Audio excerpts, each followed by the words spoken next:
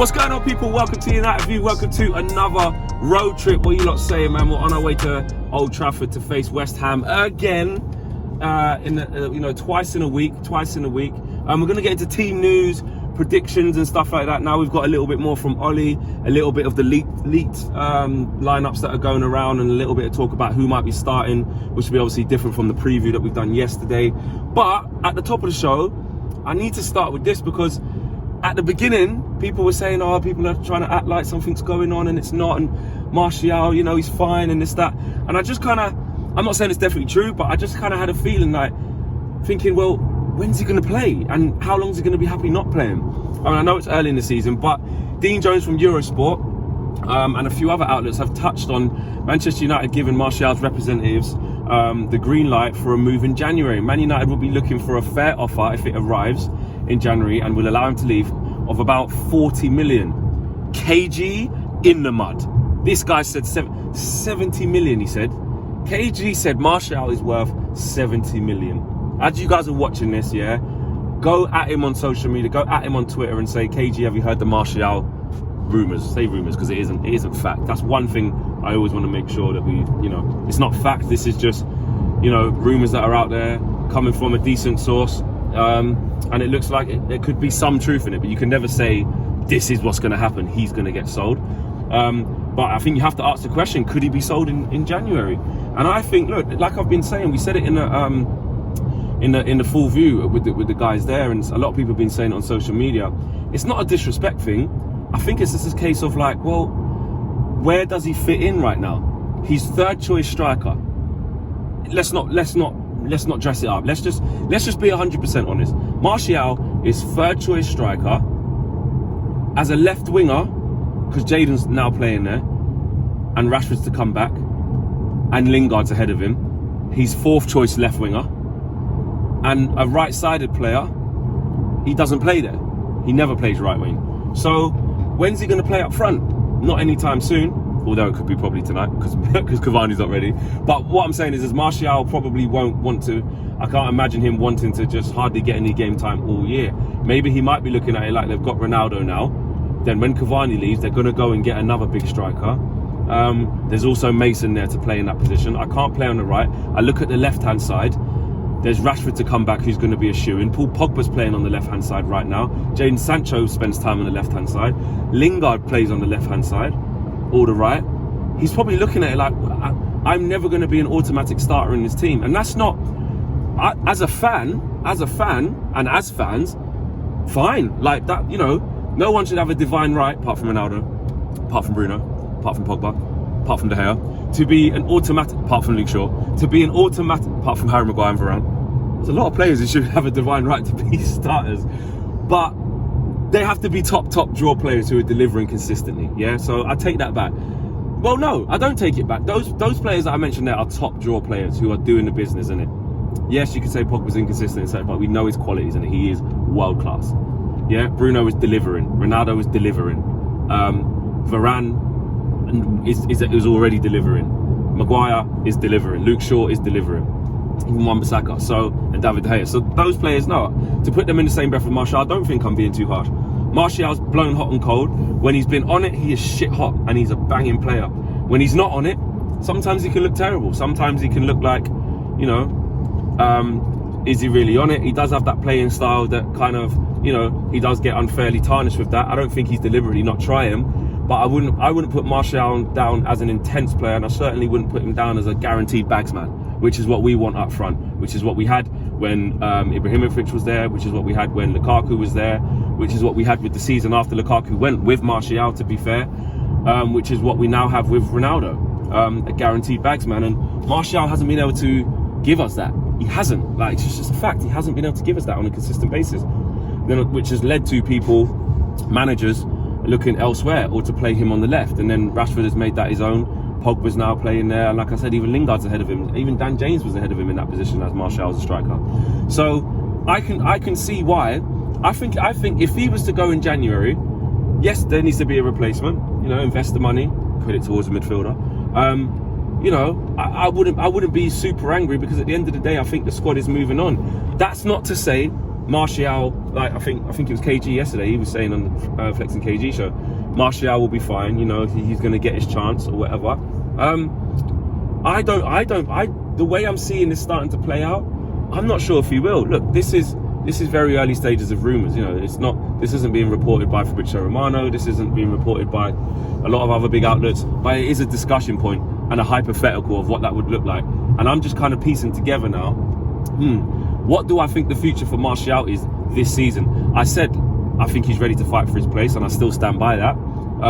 But if you're looking at it by January, if he gets to January and he's got probably, you know, 4 or 5 starts because the team's doing well and there just hasn't been places for him to start, he probably will look at it with his agent though, because, you know, fair play to Tony. Like, is he too good to be on the bench? I think he's too much. That would be too much of a waste of potential for him personally. But for us in our squad, if it's performing well and Pogba's doing the business on the left and Greenwood's doing the business on the right, and you've got Ronaldo up front and Bruno game in, game out, then you've got Sancho coming in doing bits, and as it looks like maybe Lingard coming in doing bits. We want what's best for the teams. To be honest with you, I don't really have an affiliation to, I don't really care who does it. Do you get that? And I think a lot of people have their favourites in it. Like, that's fine in any walk of life, in any fan associated thing, whether it'll be, you know, another sport, whether it'll be your favourite programme and favourite characters, or in your favourite series, or whatever it may be, your favourite movie. Everyone has their favourites in that, and that's fine. But me personally, yeah, I got a couple of players that I warm to more than others. But in terms of who does the job and who does it the best, I don't really care who it is. I just want, that's all I want. I just want someone to do the job the best, and whoever's doing the best, I think, should get the shirt. And if that means that, you know, Jesse Lingard is going to be that guy this year, if that means that Sancho is going to be the guy, which I do hope so, obviously he spent a lot of money on him, if that means that, you know, Rashford comes back and is on fire, which means Martial can't get a game, you know, I'm not gonna, you know, feel really upset about that. It's the club first, isn't it? Over individuals is how I see it.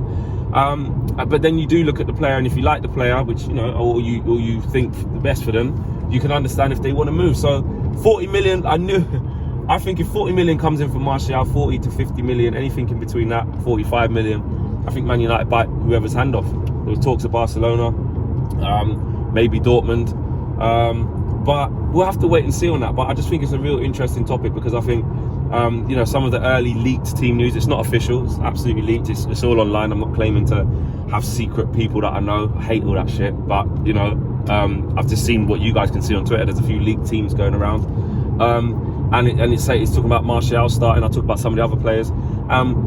It's the sort of game that Martial probably would start. I did say he has to play in this game. Like, you rest Ronaldo, you bring in the likes of Martial and Jesse and Donny, and like Ollie said in his, not his press conference, but to the in-house media team, like, there's a lot of players chomping at the bit. There's a lot of players who need car's facing them.